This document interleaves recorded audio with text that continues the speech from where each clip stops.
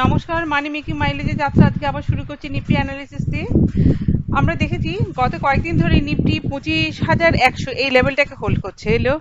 আজকে নিফটি মোটামুটি 25,222 পর্যন্ত গিয়েছিল, কিন্তু সেখান থেকে একটা কারেকশন আসে।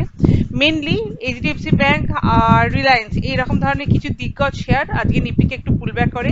যদি আইটি সেক্টরের সাপোর্ট আজকে নিফটি না পেত, তাহলে কিন্তু আমরা আজকেই হয়তো 25,000-এর লেভেল দেখতে পেতাম। আপাতত 3 দিন ধরে যেহেতু নিফটি 25,100 লেভেলটাকে হোল্ড করে রয়েছে, সেক্ষেত্রে আমরা 25,090 এই লেভেলটাকে ব্রেক করলেই পুটে কাজ করতে পারি বা আমরা সেলে যেতে পারি। আমাদের সেক্ষেত্রে টার্গেট হতে পারে 25,000, একটা 90 পয়েন্টে টার্গেট আমরা পেতে পারি। 25,000 ব্রেক করলে আমরা সেখান থেকে 24,900 থেকে 24,870 এই লেভেল পর্যন্ত পেতে পারি।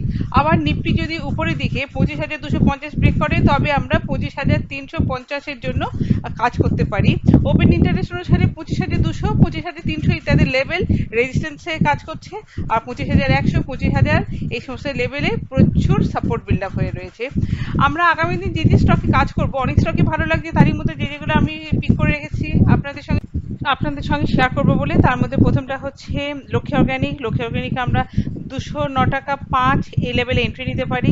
টার্গেট হবে 218 টাকা, আর স্টপ লস হবে 203 টাকা 40 পয়সা। আমার সেকেন্ড পিক হচ্ছে, এটা একটা কন্ডিশনাল পিক হবে, গ্রিন প্যানেল ইন্ডাস্ট্রি। আমরা 284 এই লেভেলের ওপরে যদি গ্রিন প্যানেল ওপেন হয়, সেই ক্ষেত্রে আমরা বাইরে যেতে পারি, বা কোনো গ্রিন ক্যান্ডেল অন্তত আধ ঘন্টা এই লেভেলটার ওপরে হোল্ড করে নিজেকে, সেক্ষেত্রে আমরা বাইরে যেতে পারি। আমাদের টার্গেট হতে পারে 295। আর আমার থার্ড পিক হচ্ছে বন্ধন ব্যাংক। আমরা অনেকদিন বাদে বন্ধন ব্যাংকটাতে একটা ভালো কাজের উপযুক্ত জায়গা পেয়েছি। আমরা 180 টাকা 50 পয়সা এই স্টপ লসে বন্ধন ব্যাংকে কাজ করতে পারি। আমার এক্ষেত্রে এন্ট্রি হবে 182 টাকা 50 পয়সা, টার্গেট হবে 186 টাকা 188 টাকা।